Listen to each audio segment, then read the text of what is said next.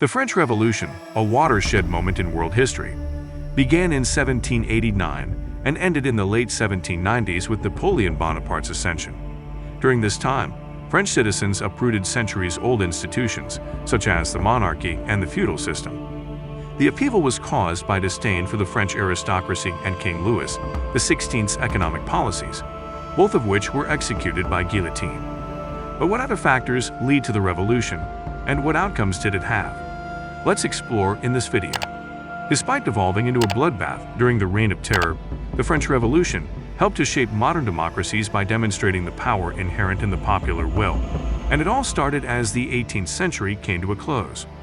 France's costly involvement in the American Revolution, combined with King Louis XVI's extravagant spending, had brought France to the brink of bankruptcy. Not only had the royal coffers been depleted, but several years of poor harvests, drought, cattle disease, and skyrocketing bread prices had instilled fear among peasants and the urban poor. Many people used rioting, looting, and strikes to express their desperation and resentment toward a regime that imposed high taxes, while failing to provide any relief. In the autumn of 1786, Charles Alexander de Calonne, Louis XVI's Controller General, proposed a financial reform package that included a universal land tax, from which the aristocratic classes would no longer be exempt.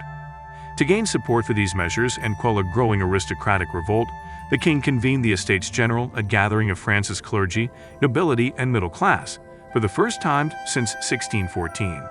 The meeting was set for May 5, 1789, but in the meantime, delegates from each of the three estates would compile lists of grievances to present to the king.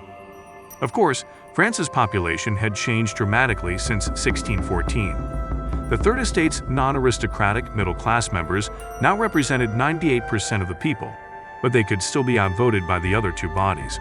In the run-up to the May 5 meeting, the Third Estate began to rally support for equal representation and the abolition of the noble veto, or voting by head rather than status. While all orders desired fiscal and judicial reform, as well as a more representative form of government, the nobles in particular, were unwilling to give up the privileges they had long enjoyed under the traditional system. By the time the Estates General met at Versailles, the heated debate over its voting procedure had devolved into open hostility between the three orders, overshadowing the meeting's original purpose and the authority of the man who had convened it, the king himself. The Third Estate met alone on June 17 and formally adopted the title of National Assembly. 3 days later, they met in a nearby indoor tennis court and took the so-called tennis court oath, vowing not to disband until constitutional reform was achieved. Within a week, the majority of the clerical deputies and 47 liberal nobles had joined them, and Louis XVI reluctantly absorbed all three orders into the new National Assembly on June 27. Fear and violence gripped the capital on June 12, as the National Assembly continued to meet at Versailles. Though pleased with the recent breakdown of royal power, Parisians became concerned when rumors of an impending military coup began to circulate. On July 14, rioters stormed the Bastille fortress in an attempt to secure gunpowder and weapons. Many consider this event, now commemorated as a national holiday in France, to be the beginning of the French Revolution. The entire country was quickly swept up in a wave of revolutionary fervor and widespread hysteria. Peasants revolted against years of exploitation by looting and torching the homes of tax collectors, landlords, and the aristocratic elite. The agrarian insurgency, known as the Great Fear, hastened the exodus of nobles from France and inspired the National Constituent Assembly to abolish feudalism on August 4, 1789, signing what historian Georges Lefebvre later referred to as the death certificate of the old order. In late August, the Assembly adopted the Declaration of the Rights of Man and of the Citizen, a statement of democratic principles based on Enlightenment thinkers. The document declared the Assembly's determination to replace the ancient regime with a system based on equality, free speech, popular sovereignty, and representative government. However, drafting a formal constitution proved far more difficult for the National Constituent Assembly, which also had to function as a legislature during difficult economic times. For months, its members debated fundamental issues concerning the shape and scope of France's new political landscape. Perhaps the most important question was how much authority would the king retain after his public image was further harmed by a failed attempt to flee the country in June 1791. France's first written constitution, adopted on September 3, 1791, echoed the more moderate voices in the Assembly, establishing a constitutional monarchy in which the king had royal veto power and the ability to appoint ministers. This compromise did not sit well with influential radicals such as Maximilien de Robespierre, Camille Desmoulins, and Georges Danton, who began campaigning for a more republican form of government, and the trial of Louis XVI. In April 1792, the newly elected Legislative Assembly declared war on Austria and Prussia, believing that French émigrés were forming counter-revolutionary alliances. It also hoped that through warfare, it could spread its revolutionary ideals across Europe. Meanwhile, on the domestic front, the political crisis took a radical turn when, on August 10, 1792, a group of insurgents led by extremist Jacobins attacked the royal residence in Paris and arrested the king.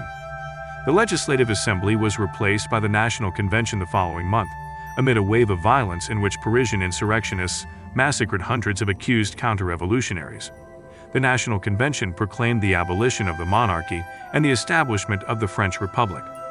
It executed King Louis XVI, who had been sentenced to death for high treason and crimes against the state, on January 21, 1793, and his wife Marie Antoinette 9 months later.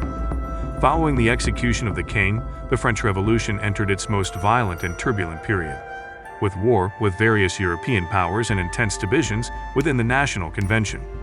The Jacobins took control of the National Convention from the more moderate Girondins in June 1793 and instituted a series of radical measures, including the adoption of a new calendar and the abolition of Christianity.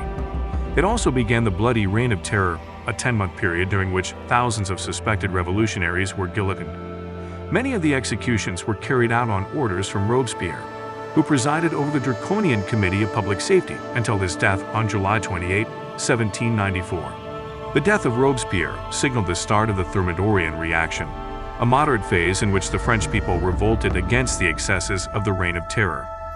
The National Convention, largely composed of Girondins who had survived the Reign of Terror, approved a new constitution on August 22, 1795, establishing France's first bicameral legislature. A 5-member directory appointed by Parliament would wield executive power. Royalists and Jacobins protested the new regime but were quickly silenced by the army, which was now led by Napoleon Bonaparte, a young and successful general. The 4 years of the Directory's rule were marred by financial crisis, popular discontent, inefficiency, and above all, political corruption. By the late 1790s, the Directors relied almost entirely on the military to maintain their authority, and they had delegated much of their power to field commanders. All this was ongoing when Napoleon Bonaparte staged a coup d'état on November 9, 1799, as dissatisfaction with their leadership reached a fever pitch, abolished the Directory, and appointed himself France's first consul. The event signaled the end of the French Revolution and the start of the Napoleonic era, in which France would come to dominate much of continental Europe. However, this is a topic for another video. This brings us to the end of this video. If you like the video, please consider subscribing and sharing so we can keep bringing more content like this. Also, let us know your thoughts in the comments below. See you next time.